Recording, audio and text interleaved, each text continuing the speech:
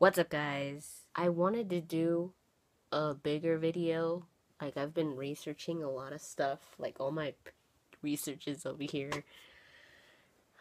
Um, but I decided to do it tomorrow because it got late today. So I'm gonna do it tomorrow. Expect a pretty big Dragon Age video when it comes to.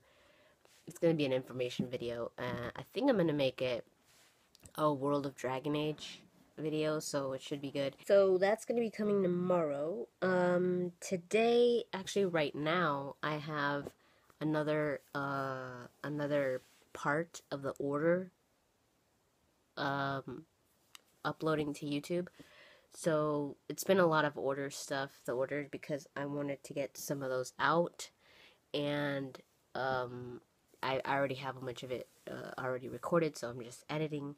And yeah, but I've also been researching on the side. So what I wanted to do was answer some of your guys' questions from the MD 12 days thing. So let's answer some of your guys' questions. What are your ideas for the next Dragon Age game? I would like to see a Tevinter slave uprising, or one with the protagonist that follows the Qun. I don't know what I would want to see for the next game, like when it comes to plot or story, but I would want to see Tevinter, um, and maybe the Anderfels and Navarra. That area right there would be awesome. Navarra and Tevinter would be really cool. I would really want to know more about the Grey Wardens because I really find them fascinating.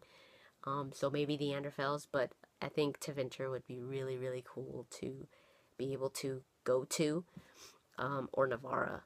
Have you played Life is Strange? I haven't, but I do plan to play it in the future. Maybe do a Let's Play.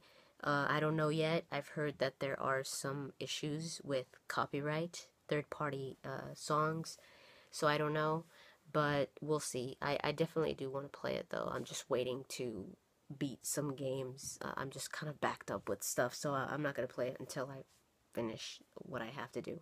Are there any major YouTube personalities you'd like to work with, or shows that you'd like to appear on?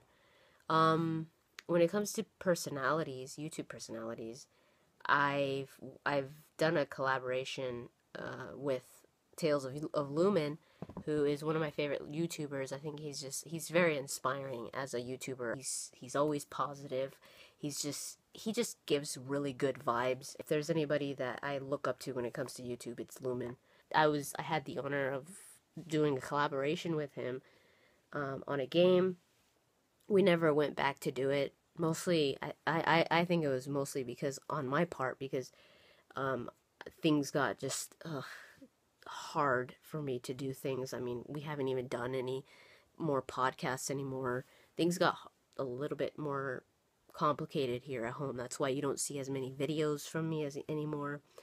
Um, but collaborations are hard for me on my end now, because it's like planning it out, and then when it came to Lumen, I mean, we never really talked about it anymore, but there's time zone issues, like really big ones. But I would love to work with Lumen again.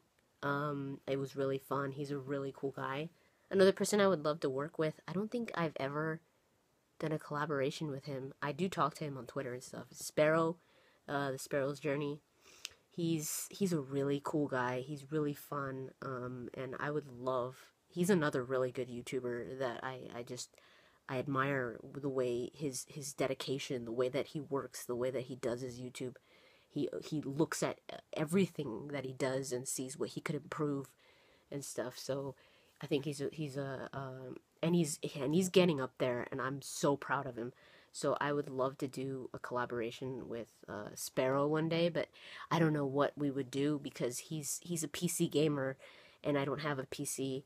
So I don't know how we would do it. Maybe, I don't know, maybe a guest on a podcast, that would be awesome. Or, I don't know, maybe a game that we could play that he plays on PC and I play on Mac. You know what would be fun would be like, um, sometimes doing games, like we did with Lumen, is harder because I don't want to hold him back with Starbound. It was Starbound. I don't want to hold him back with Starbound. I really want him to continue that series because, you know, it might be good on his channel, or it might be good for him to do it. And I don't want him to be waiting for me to do it and feel like he could only do it with me and be waiting and waiting until I could do it. So I don't want that. So I think a collaboration that would be more interesting to me would be, because I'm not a PC gamer and Sparrow and Lumen are, I would love to do just like a, I don't know, like a podcast, just talking about games, or you know, like just a video where we talk about games and not so much play a game. I think that would be really, really cool. I would love to do that. But I suppose by now you know about the DA PC beta thing and the Black Emporium brought back along with the face modification for your Inquisitor. What do you think about those? And then someone else also asked, should it have been there in the beginning? I am thrilled about the Black Emporium being in the next patch for DAI. I loved the Black Emporium. I thought the Black Emporium was just brilliant, and the reason why I just absolutely loved it, you guys know, is because of Xenon. Xenon the Antiquarian was one of my favorite characters of Dragon Age ever. He's just so brilliant. He's so hilarious. He's got some of the best lines ever. So I'm so glad that they didn't just say, BioWare didn't just say, oh, we're bringing in, you know, a face modifier or whatever. They're bringing in the Black Emporium. The Black Emporium is tied to Xenon, so that means that Xenon has to be in DAI. He has to be. I mean, you can't separate Xenon and the Black Emporium. You just can't. That's his shop. So I'm really looking forward to seeing what they have in store for Xenon and Thaddeus and Urchin. So that's going to be really cool. I'm excited for that. More so than even the face modification, you know, the mirror of transformations. But I definitely think that it should have been included in DAI, just because it would have made things a lot simpler. You know, not having to restart so many times to get your Inquisitor right. But I'm glad that they're adding it anyways, because it's still, you know, the AI has so much replayability, so it's always going to come in handy. And then the storage, the extra storage, the party storage is going to be freaking awesome. So yeah, I'm excited. It would have been nice to have it in the beginning, but you know, whatever. If I've never played Mass Effect, do you recommend starting with the first one, or is it going to feel a little outdated? I think there's no way I cannot recommend you playing Mass Effect 1. And I recommend you playing Mass Effect 1 and then 2 and then 3 in order, because I've known of people, not everyone, but I've known of a lot of people that start with Mass Effect 2 and then they go back to Mass Effect 1 and they just can't do it because that's when it feels outdated. So it's better to start with Mass Effect 1 and then go to Mass Effect 2 and see how they changed things. Because I've known people that start with Mass Effect 2 and it's harder for them to go to Mass Effect 1. Because it's a lot more RPG, you know, there's less action and more RPG, more customization. Just such a good game. It introduces you to the world, it introduces you to the feeling of Mass Effect. I think the feeling of Mass Effect is really captured in Mass Effect 1, more so than in 2 and in 3, because it's the exploration of space and there was more mystery to it. What unromanceable characters in Mass Effect or Dragon Age would you have loved to romance? Dragon Age, I want to say Duncan, but I don't know. I just love Duncan, but maybe not. He was more of a mentor figure than like a romance. I think maybe Logain would have been interesting to romance. I think you would have been able to understand his character more, because there's so much more to Logain than Dragon Age Origins gives you. There's so much more to who he is and why he did things. So it would be interesting to see a romance with him, I think. This is only if you're a dwarf. Was Gorham, the dwarf noble, the Gorham, your like second in command, like your best friend, you're the dude that's always there with you. I think he would have made a really, really cool romance. And if you're a female, there already is a romance there. So it's like, why didn't he just join your party? Like, he would have been perfect. So I've always wanted a dwarf romance because it's never been there. And I don't understand why. And you know what? In Dragon Age Inquisition, right there. Scout Harding would have been a good romance. After playing Dragon Age Inquisition, I kind of would have wanted to romance Varric. I think it would have worked out. So at first I was like, oh no, I don't think it works. After playing Dragon Age Inquisition, I would have wanted to romance Varric. They're all dwarves. Scout Harding or freaking Dagna would be adorable. So maybe Dagna. I don't know how old she is though. If she's like really young, then forget it. But I think she's older. She's just like really, really bubbly.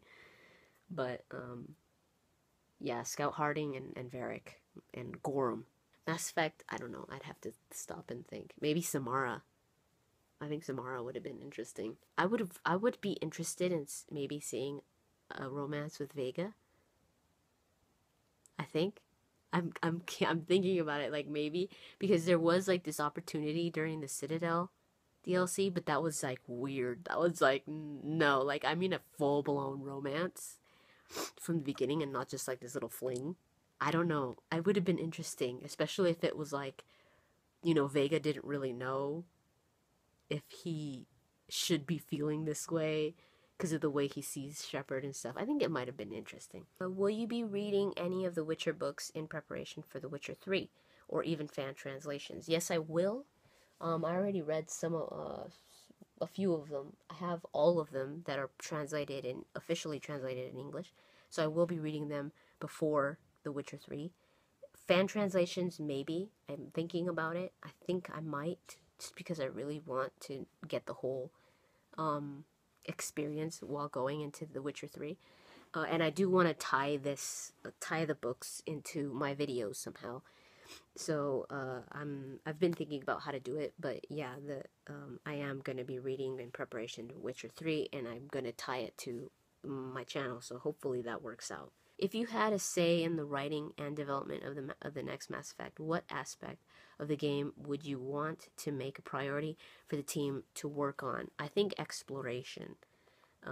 Just the feeling of the vastness of space, the vastness of the world, the worlds, that mysteriousness, that huge environment that you have available to you is just mind-boggling to me. So I would focus again, kind of like Mass Effect 1 did, on exploration, even more on exploration and on that mysteriousness of what space is. And if in Witcher 3, if you have to choose between Yennefer and Triss, who are you going to choose? Right now, I'm going to say Yennefer, but I don't know. It all depends on what happens in the Witcher 3.